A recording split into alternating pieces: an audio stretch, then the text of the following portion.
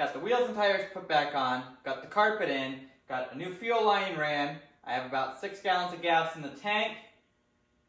I have a new air cleaner on it. I changed the fluid on the transmission. I changed the filter.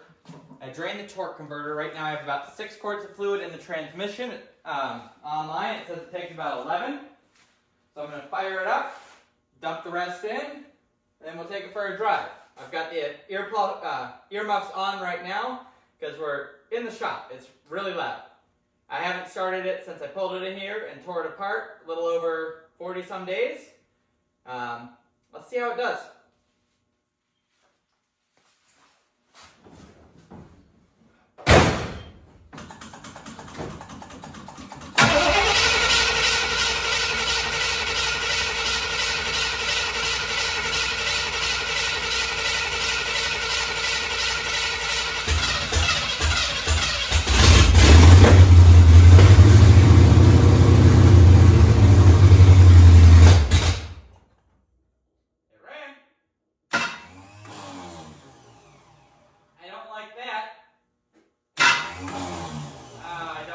Starter.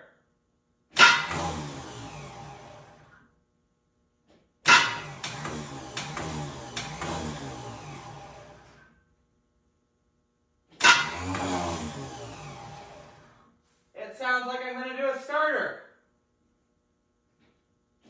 Oh, come on.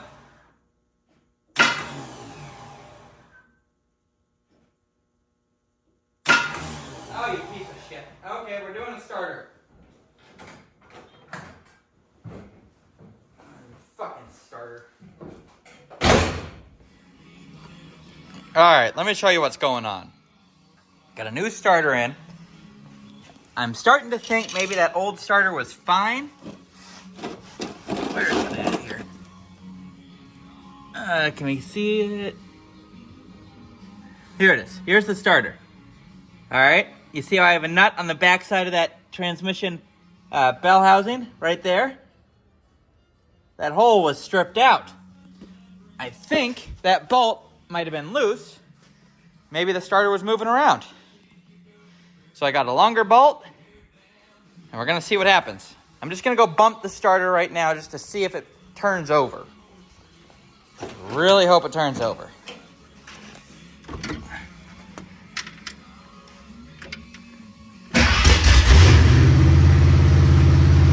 That was impressive.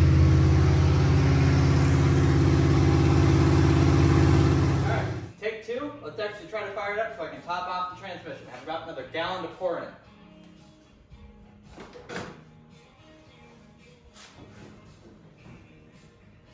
Let's try not pumping it.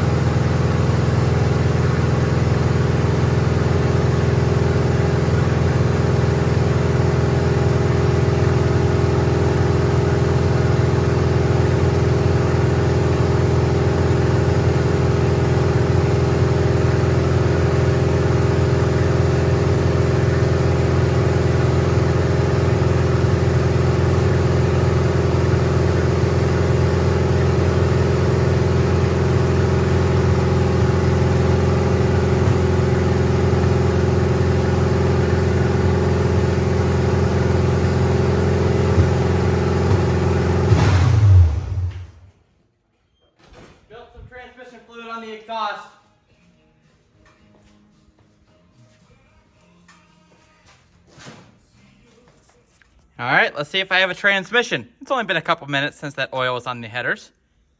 No pumps.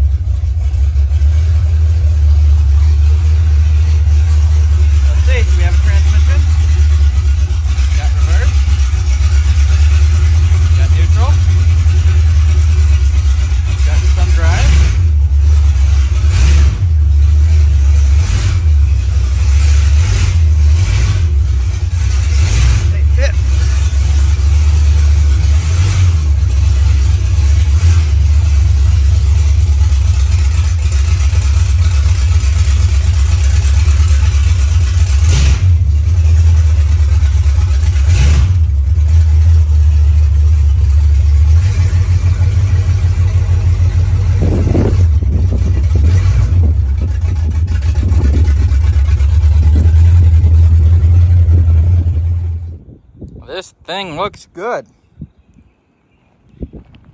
Can't really film it driving right now. It's a little hard to drive. The front alignment is way off. And also can't drive it too much. You can see the alignment terrible. So I need to at least adjust it a little bit closer before I bring it in to get it done, because there's no way I can drive like that. I don't really know if I have third gear. I'm assuming I do. I haven't driven fast enough. This electric fan, garbage. I did not put that on. The person who had it before me put it on. It will not keep the car cool. It's pulling the air this way through the radiator. It's not pulling it that way. So I'm gonna go ahead and put the clutch fan back on, get rid of that junk electric fan, and it should be good on that. Let's see, what else? So I'm just letting it cool off a little bit. Got up to about 220 right there. And then I'll drive it back another half a mile and put it away. Since I didn't do a good walk around, let's go ahead and fire it back up, walk around the car.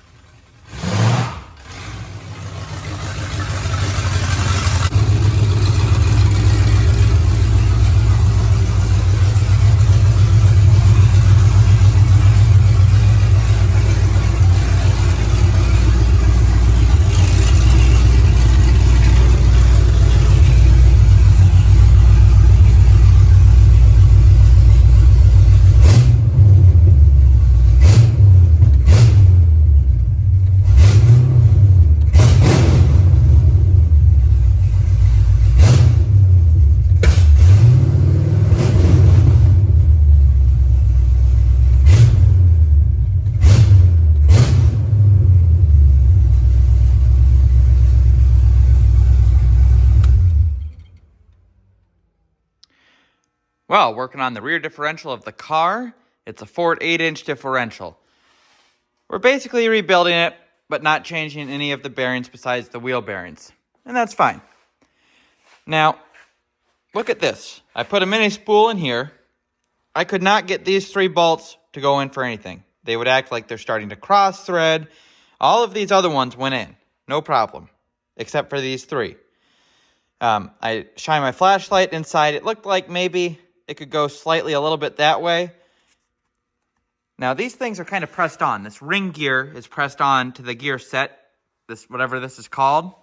So, to get it perfect, you have to take it on and off multiple times. I thought I'd show you guys a pretty cool tip.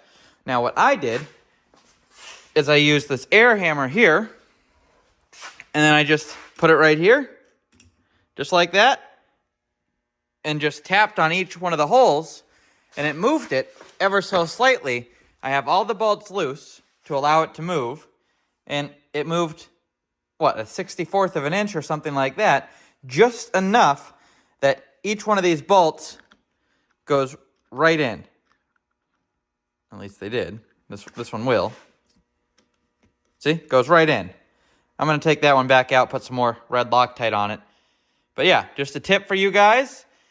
And then I'm going to go ahead and change this pinion seal. I'm going to leave this gasket right there for that one because it doesn't appear to be leaking. Making some pretty good progress. I got the gas tank bolted in. I just need to put a new fuel line on it.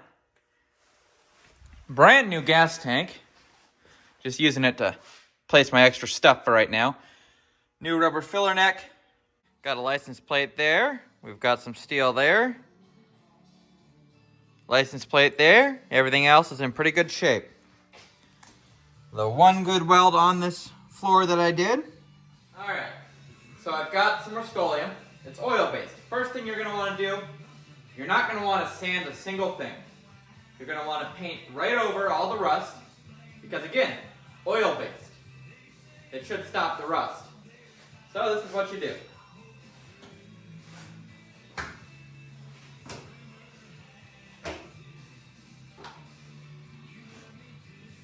And now the floor is painted, just like that. Alright, just laid down some kill mat. This was basically free because I had it left over from my other project, my truck. Basically only coated on the firewall transmission tunnel area because I feel that's where most of the noise is going to come from.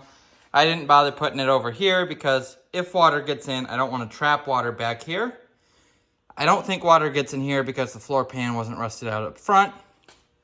So we're going to leave this with plenty of natural drainage. Also, look what I installed up here.